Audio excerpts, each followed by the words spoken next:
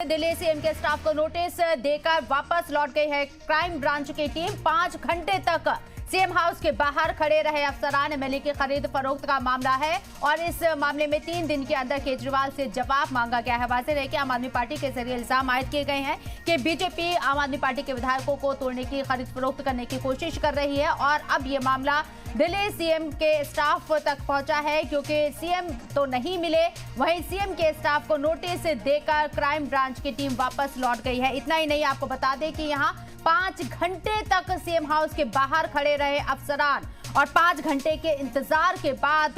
Staff को ये notice देके दिल्ली क्राइम ब्रांच की टीम वापस लौट आई है। एमएलए खरीद फरोख्त के मामले में नोटिस दिया गया है। 3 दिन के अंदर केजरीवाल से जवाब मांगा गया है। वाज़ेह है कि मीडिया के सामने आम आदमी पार्टी के जरिए ये इल्जाम लगाए गए हैं कि बीजेपी आम आदमी पार्टी के एमएलए को तोड़ने की कोशिश कर रही है, सरकार गिराने की कोशिश करे, खरीद फरोख्त करने की कोशिश की जा रही है और अब इस पूरे मामले में क्राइम ब्रांच की टीम की एंट्री हो चुकी है। हालांकि सीएम हाउस के बाहर खड़े रहे हैं 5 घंटे तक क्राइम ब्रांच के ऑफिसर, लेकिन गेट नहीं खोला गया। और इसके साथ साथ आपको बता दें कि अब सीएम के जो स्टाफ है, वहां पर केजरीवाल का जो स्टाफ है उसको ही नोटिस दिया गया है। प्रमोद शर्मा हमारे नुमाइंदे हमारे साथ मौजूद है, बात करने के लिए उनका रुख करते हैं। प्रमोद, अभी अपडेट क्या है? 5 घंटे के इंतजार के बाद क्राइम ब्रांच के ऑफिसर्स वापस लौट चुके हैं, अभी आपके पास क्या अपडेट?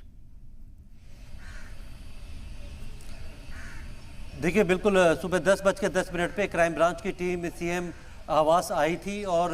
वो सीएम से पर्सनली मिलके उनको एक नोटिस सर्व करना चाहती थी, ताकि जो आरोप लगाए थे सीएम अरविंद केजरीवाल और उनकी मंत्री आतिशी ने कि बीजेपी दिल्ली के अंदर ऑपरेशन लोटस 2.0 जो है वो चलाना चाहती है और 7 विधायकों से संपर्क में है, उन्हें 25-25 करोड़ रुपए का ऑफर दिया गया है। यानी कि बीजेपी अरविंद केजरीवाल को जेल भेजने के बाद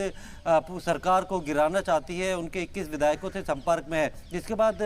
बीजेपी का एक प्रतिनिधिमंडल दिल्ली पुलिस कमिश्नर से मिला और इस पूरे मामले की जांच की आग्रह किया। दिल्ली पुलिस कमिश्नर ने एक इंक्वायरी ऑर्डर की थी जो कि क्राइम ब्रांच को दी गई थी और उसी इंक्वायरी को आगे बढ़ाने के लिए आज क्राइम ब्रांच की टीम अरविंद केजरीवाल के घर पे आई थी। इससे पहले शुक्रवार रात को 8 बजे भी आई थी, लेकिन अरविंद केजरीवाल घर पे मौजूद नहीं थे, इसीलिए वो वापस लौट गई थी। आज सुबह आई और वो अरविंद केजरीवाल से मिलना चाहते थे, जबकि जो उनका स्टाफ था उन्होंने इस बात की जानकारी अरविंद केजरीवाल को दी। तो अरविंद केजरीवाल ने साफ तौर पर आदेश दिया था कि वो जो है नोटिस जो है वो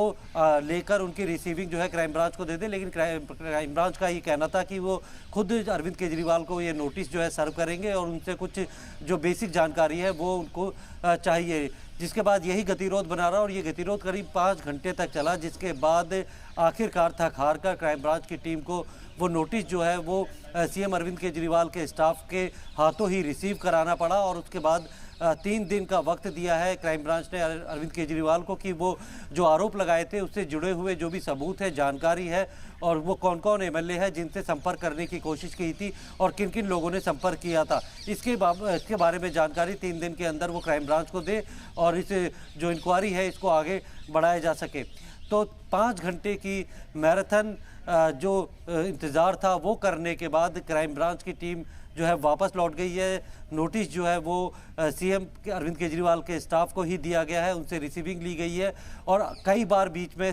क्राइम ब्रांच के ऑफिसर जो है वो लगातार जो है सिक्योरिटी में तैनात अरविंद केजरीवाल के उनसे रिक्वेस्ट कर रहे थे कि वो अरविंद केजरीवाल को ये बताए कि अभी भी क्राइम ब्रांच के ऑफिसर उनके घर के बाहर मौजूद है और वो थोड़ा सा वक्त निकाल के उन्हें दे और ताकि वो उनसे मिल के नोटिस उन्हें सर्व कर सके और साथ में जो बेसिक जानकारी है वो ले सके। लेकिन अरविंद केजरीवाल ने किसी को भी घर के अंदर दाखिल नहीं होने दिया और आखिरकार